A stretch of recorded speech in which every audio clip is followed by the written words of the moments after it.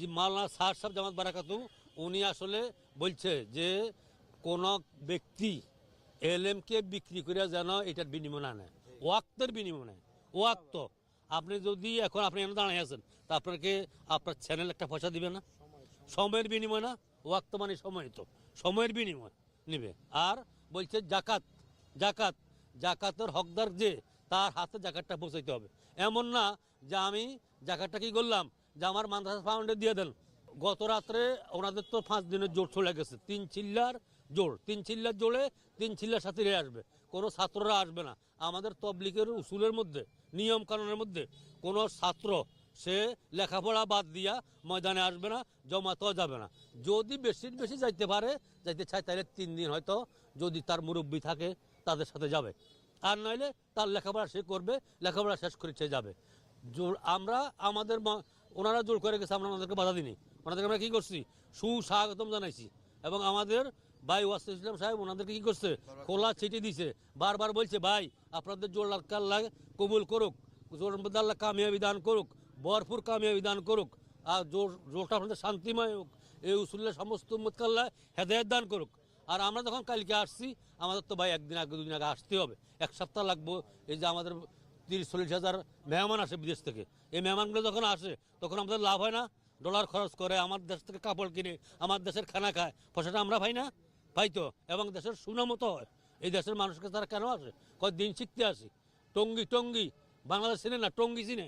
টঙ্গি কেন আসো তোমরা? বলে দিন শিখতে আসি, দিন শিখতে। তো দিন শিখতে ওনারা আসে, তো আমরা তো ওনারা ঠিক আছে আমাদের আমিরকে মানবে না, স্যার সাহেবকে না মানুক, আমরা তো ওনাদেরকে বাধা দিই না।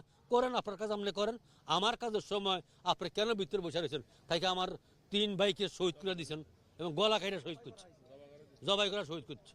তো বলেন ভাই, এইটা কি কথা? 3 জনে আমাদের, 2 জন বগুড়ার সাথে, 1 জন কিশোরগঞ্জের সাথে। আমাদের মুরব্বীরা এখানে যে আসবে প্রত্যেকটা স্টেপ বাই স্টেপ ওনারা পার করছে। এমনকি আমরা গত রবিবারও গাজীপুর ডিসি অফিসের সামনেও আমরা একত্রিত হয়েছি আমাদের দাবা নিয়ে, এটা ওনারা জানে। এমনকি আমাদের মুরব্বীরা গতকালকেও ওনার যে বড় যে মুরব্বী আছেন যে জুবাইর ইসলাম সাহেব, ওনাকেও খোলা চিঠি দিছে। তারপরও ওনারা যে এখানে আইসা অবস্থান নিছে, আজকে যে ট্র্যাজেডি হইল এইটার দায়ভার তখন আপনি কারা দিবেন? আমার সারা দেশবাসীর কাছে একটা প্রশ্ন, যে আজকে যে ট্র্যাজেডি হইল এইটার দায়ভার কে নিবে? কারণ আমাদের মুরব্বীরা যেখানে ইজতেমা করবেন, এটা গত 1 মাস যাবৎ 20 তারিখ থেকে 25 তারিখ পর্যন্ত ইজতেমা হবে, 20 তারিখ থেকে 24 তারিখ, এবং 25 তারিখ আমাদের যে জোর কামিয়াবি হবে। এটার জন্য সারা দেশে মেহনত হইতেছে। পুরানো সাথীরা এখানে আসবেন, এটা সবাই জানে, সবাই জানে, এবং প্রত্যেকটা প্রসেস ওনারা ফলো করে এই পর্যন্ত আসছে। এমনকি আজকে যে এখানে আসবে এটাও ওনারা জানে। গত রবিবার মামুল হক সাহেব এখানে বক্তব্য দিয়েছেন এবং একটা নিউজে জনকণ্ঠের মধ্যে যে প্রয়োজনে তুরাগ নদীর রক্ত লাল হয়ে যাবে, এই কথার মানে কি? এটার মানে কি? যে আজকে যে এত যে আপনারা এই পর্যন্ত যতটা ট্র্যাজেডির ঘটনা কালেক্ট করতে পারছেন, তা এইটার দায়ভার সম্পূর্ণ কাদের? এটা আমরা কেউ কিছু বলবো না, ঠিক আছে? আমি শুধু এটা বলতে চাই যে যারা আজকে বলতেছে যে আমরা ওলামা পক্ষ, আসলে ওলামা এটা হচ্ছে মানুষের ইমোশনাল একটা জায়গা। যখন বলে যে মানুষ সে ওলামা ওকরামের বিরোধিতা করতেছে, তখন সে স্বাভাবিকভাবে যে চিন্তা করে না যে কি বিরোধিতা, যে সে ওলামা একরামের বিরোধিতা করতেছে, তখন সে এইটা জাস্টিফাই করে। এই দায়টা আমি বলবো যে তৃতীয় পক্ষ যারা হেফাজত ইসলাম নামে এই তাবলিগের মধ্যে ঢুকছে তাদের।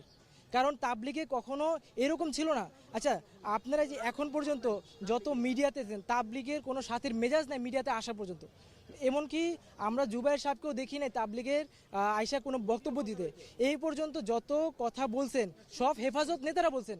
কেন তাবলিগে হেফাজত নেতারা কি চায়? তারা তো কখনো চিল্লা লাগায় নেই, তারা কখনো 3 দিন সময় দেয় নেই, তারা মসজিদের কাজেই পর্যন্ত যায় না। আচ্ছা, একজন নামাজে দাঁড়াইছে, সবাই নামাজে দাঁড়াইছে, এখন ইমামের যদি ভুল হয় তাহলে লোকমা কে দিবে? যে নামাজরত সে দিবে নাকি বাইরে কেউ দিবে? তাই তাবলিগ যারা করে, তাবলিগের কোনো ভুল হলে তাবলিগের মুরব্বীরা দিবে। কারণ তাবলিগে কি বড় বড় মুরব্বী নাই? ওনাদের বড় বড় মুরব্বী আছে, আমাদেরও বড় বড় মুরব্বী আছে। কিন্তু এখানে তৃতীয় পক্ষ হিসেবে হেফাজত ইসলাম যে ভূমিকাটা রাখছে, এটা আসলে যেই ঘটনাগুলো অপ্রীতিকর যে ঘটনাগুলো ঘটছে, আমি একজন সাধারণ ছাত্র হিসেবে আল্লাহ তাআলা যতটুকু এলেম দিছে এটা আমি তাদেরকে দায় দিব। শুরু থেকে ইসলামের মধ্যে অনেক চক্রান্ত চলতেছে যাতে ইসলাম মিটা যায়।